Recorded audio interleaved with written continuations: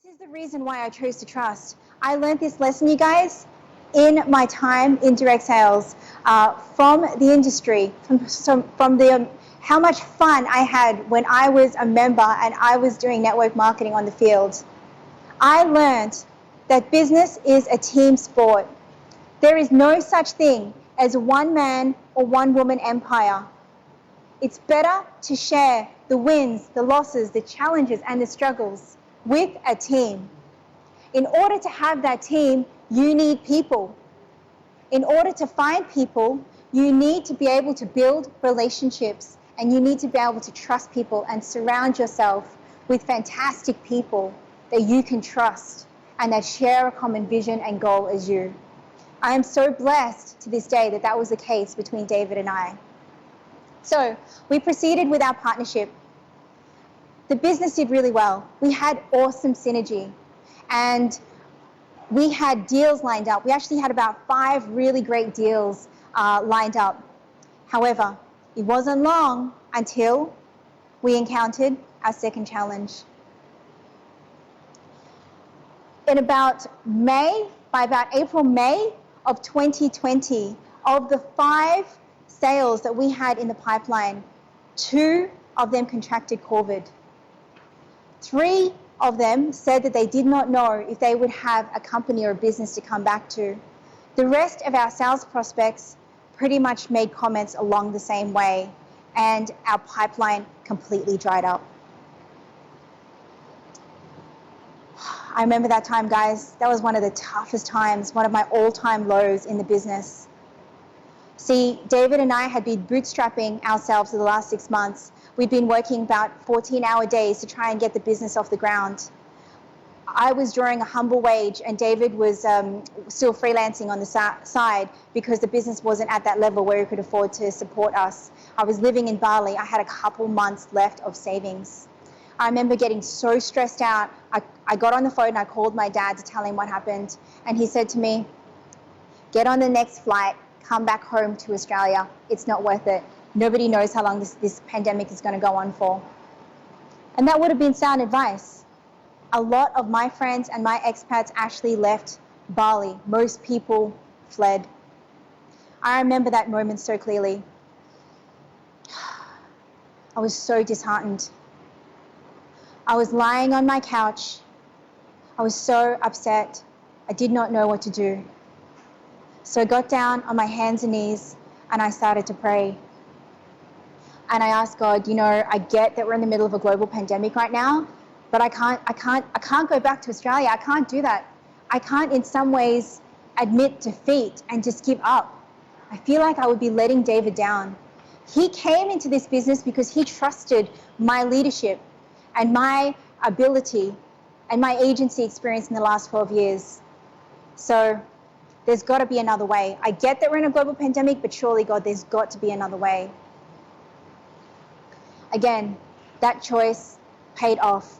I chose to have faith, and that was a blessing in disguise, because what actually happened was we had the idea to pivot our business. Instead of 3 verticals, we condensed that into 1. We came up with 1 core program, 1 core solution to help solve 1 problem, and that was helping businesses and influencers utilize LinkedIn to actually generate clients through building a personal brand, which is what I shared in the masterclass. Again, that choice paid off, and it didn't come from me.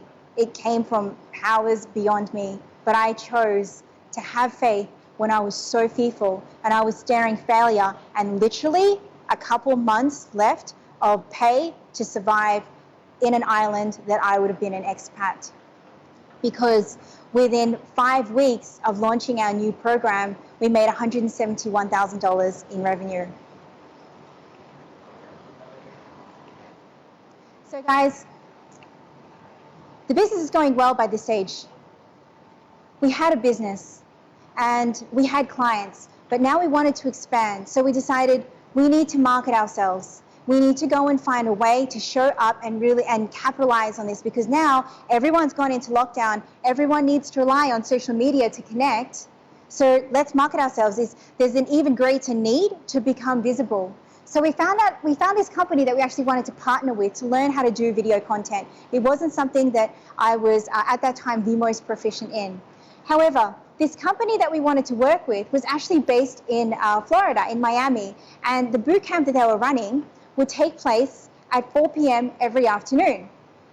The problem with being 4 p.m. in Miami, Florida, is that it's 4 a.m. in Bali. Oh, now I remember that. Do I say it's too early and not actually partake in that? Do I give that off to David to do? But in this case, no, I couldn't give it off to David because he was doing the campaign management of our clients. It was early. I chose to change my story because I said to myself, you know what? If I can get up at 4 a.m. to scrub fecal matter off the toilet floor, I can get up at 4 a.m. to rock up on this boot camp that is going to change my business and help us achieve success. So I did. And guys, let me tell you, it was not pretty. I do not look like this at 4 a.m. in the morning. There's a lot of work that went into this. And I probably wouldn't even look as good as you guys do at 4 a.m. because I haven't had any Jess products, but maybe if I do a really great job with this presentation, Chris Cooper might actually give me some Jess products, so I will look as beautiful and youthful as you guys do.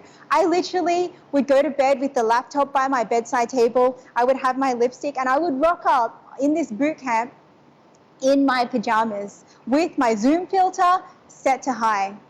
Again, that was a choice that I made because I chose to show up no matter what, even when I would rather sleep in. That is a choice that actually paid off because 2 of those bootcamp members actually became our clients in the business. From the content that we actually learned from that bootcamp, I was able to help one of our clients go viral with his content organically, from having 400 views to over 54,000 views in just a matter of months. And from that, we were able to attract more clients into the business. So guys, by this stage, the business is going quite well. You know, we were attracting clients, but now that the bootcamp was over, I was the one that had to be positioned as the influencer. I had to leverage my personal brand to attract even more clients in the business. But I had a little bit of a problem. I actually am an introvert and I do not like being in front of the camera, believe it or not. This is a picture of me when I had to shoot my first video. As you can see, I wasn't having that much fun. I wasn't very good at it. Within 2 months, I had 3 likes, and that was like 2 months of posting this content. We had literally spent thousands of money and months in terms of completing this content bootcamp, and my videos were not performing, and it wasn't doing the job that it was supposed to do. The reason why, guys, and this one is it's really personal to me. I didn't like being on camera. I wasn't confident. I felt that I didn't look pretty enough as a lot of those Instagram influencers. I didn't know enough just yet.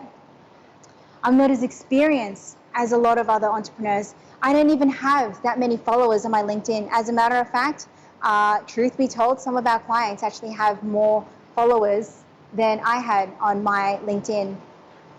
Now, the reason why this was a problem is because, see, I was self-conscious about the way I looked. I felt fat. I felt overweight. I felt that my clothes were tight in all the wrong areas. I wanted to hide. I didn't want to show up. I didn't want to be seen. I didn't want to get on camera. And again, that was a problem. The reason why it was a problem for me is because, here's the thing. One of the things about being Asian, I think in our genes, is that we love and we're very good at doing 2 things. And that is, we know how to eat. Kid you not, I will tell you where the best food is in Bali if you come and visit me. Any city I'm in, I will hunt down where the best dishes are, and we know how to shop.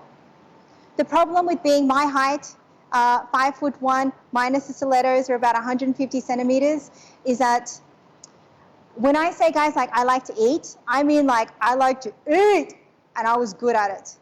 So when you're my height and you like to eat, it did not take long until I got big.